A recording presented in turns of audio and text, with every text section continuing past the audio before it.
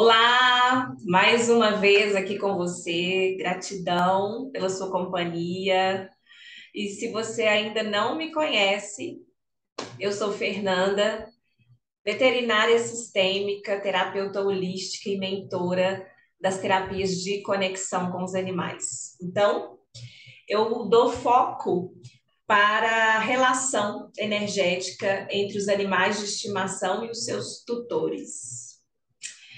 Gente, é uma realidade que muito rica, né? Que só quem realmente escolhe olhar para ela pode alcançar o que eu estou falando aqui. Mas eu te convido a fazer isso, se você ainda não mergulhou nesse nessa conexão, nessa egrégora aí de conexão com os animais, nessa medicina dos animais. Eu te convido a olhar para isso e se abrir para transformações maravilhosas. Se você ainda não se inscreveu no canal, faça isso agora, clica no sininho, no joinha e vamos junto. Vamos fazer a diferença. Os animais agradecem e nós também.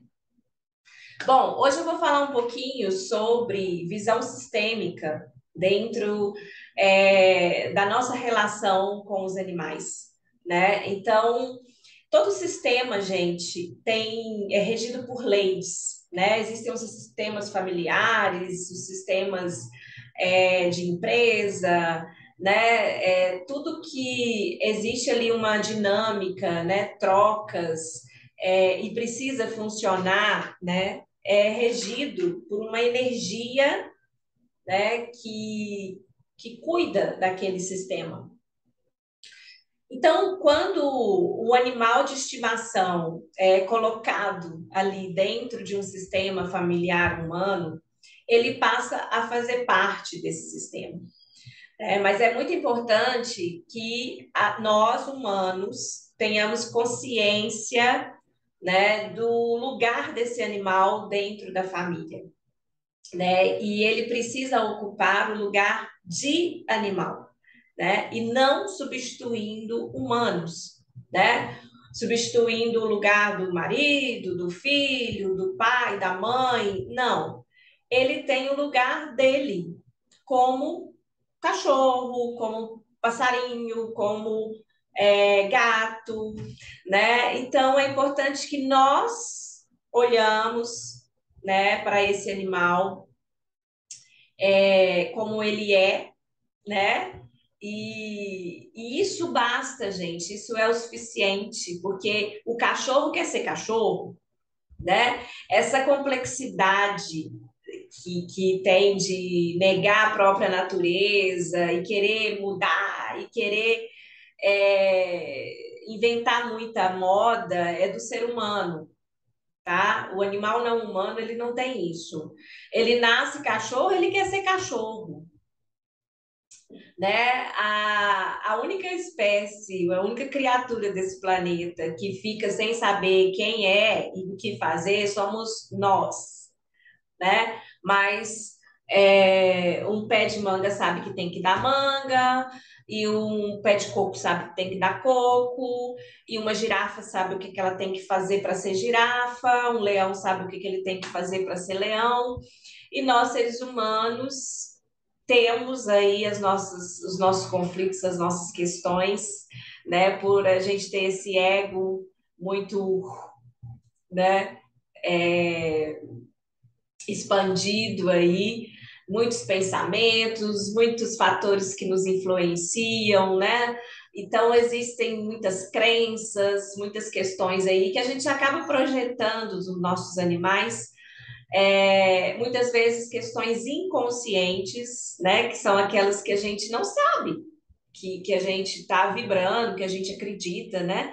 Memórias traumáticas de outras vidas, os nossos ancestrais. Pensa, né, no baú infinito que somos, né, cheio de informações. Então, quando um animal entra no nosso sistema familiar, é, é muito comum acontecer, né, desse sistema estar desorganizado, né?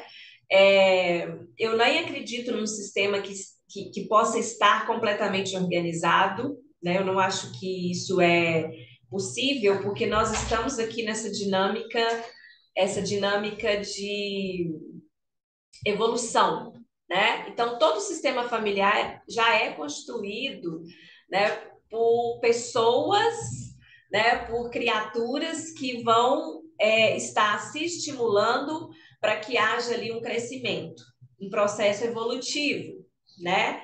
E é exatamente por isso que a gente nasce na família que a gente nasce, que a gente tem os desafios que a gente tem, né? Porque se não fosse é, para a gente crescer ali, aquilo nem seria desafiador, a gente não ia precisar, né, de nenhum tipo de desafio, ia ser tudo muito lindo, perfeito e não ia acontecer nada, né? Porque na zona de conforto dificilmente acontece algum processo evolutivo, né?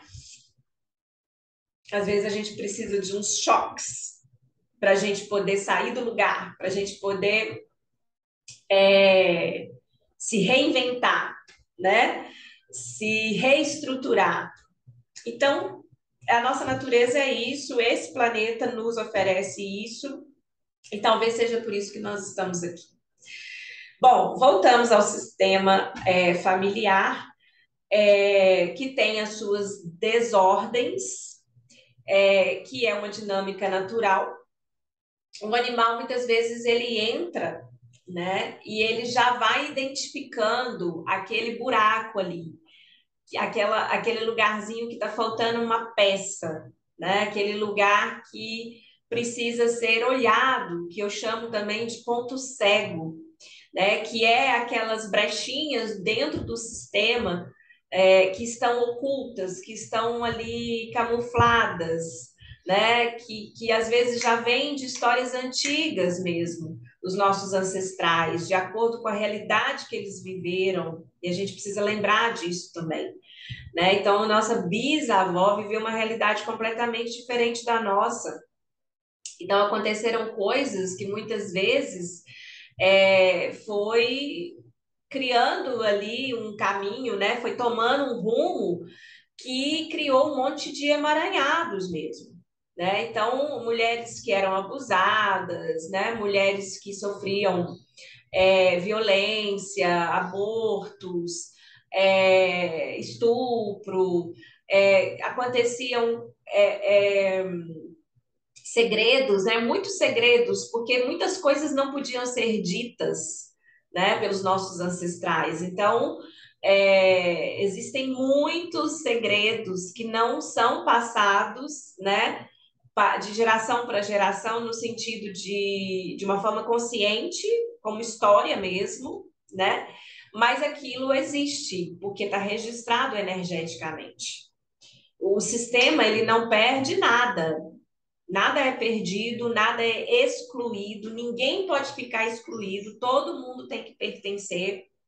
Por mais que a gente não goste do pai, da mãe, do tio, da avó, do primo, se está no sistema, tem que pertencer a esse sistema. E quanto mais a gente exclui, julga, condena, afasta de uma maneira assim, com a energia de rejeição, mais aquele sistema se emaranha, mais aquele sistema se embola, né? E aí é como se as peças forem saindo de lugar e aquele lugar ali fica um buraquinho, então, igual um quebra-cabeça faltando peça. Aí o cachorro, por exemplo, ele entra naquela casa, naquele lar, né, naquele sistema familiar, e ele automaticamente, inconscientemente, ele já vai identificando esses buraquinhos, né?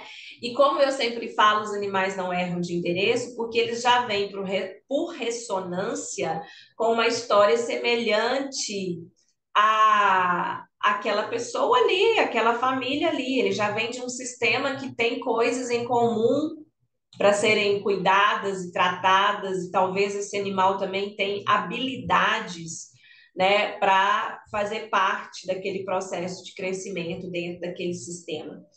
Então, esse animal ele já vai identificando aqueles pontos cegos ali e ele já vai, então, como um bioindicador mesmo, um sinalizador, ele já vai lá no buraquinho, lá na brechinha e já acende uma luzinha de alerta.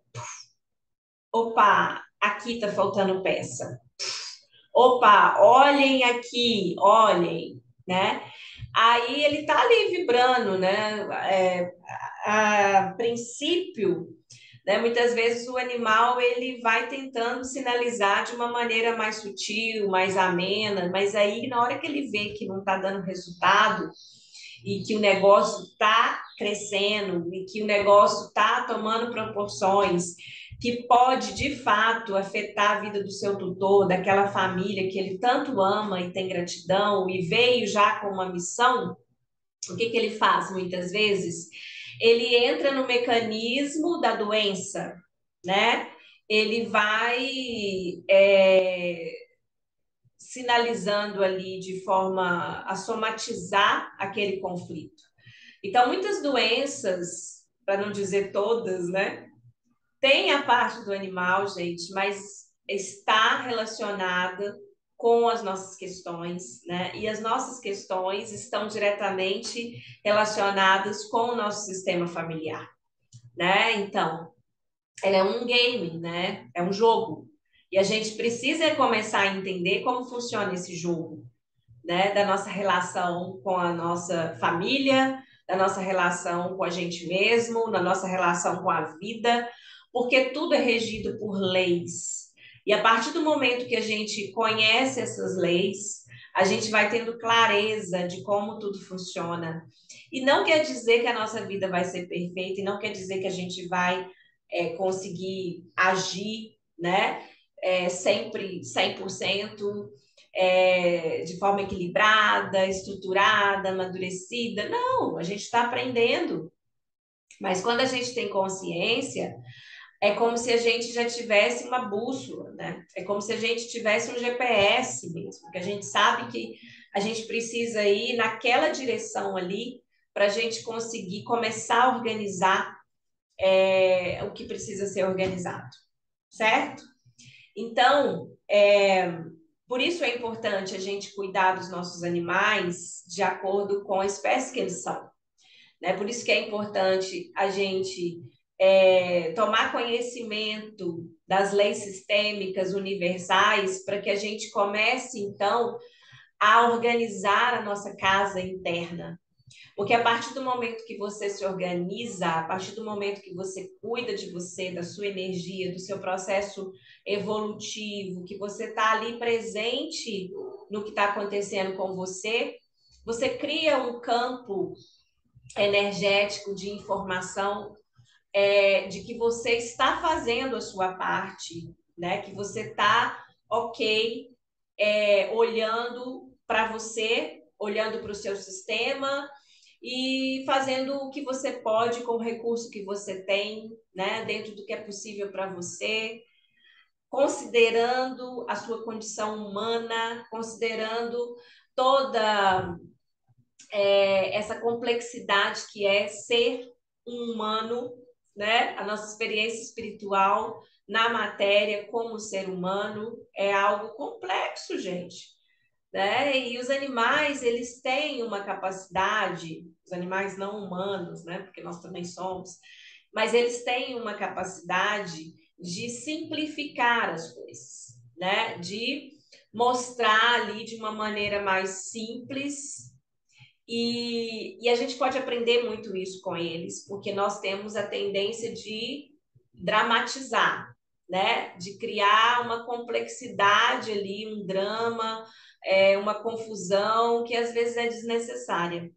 Mas isso a gente vai se reprogramando, a gente vai aprendendo a simplificar, né? Então, os animais, eles nos direcionam muito a isso, a aprender a simplificar, né?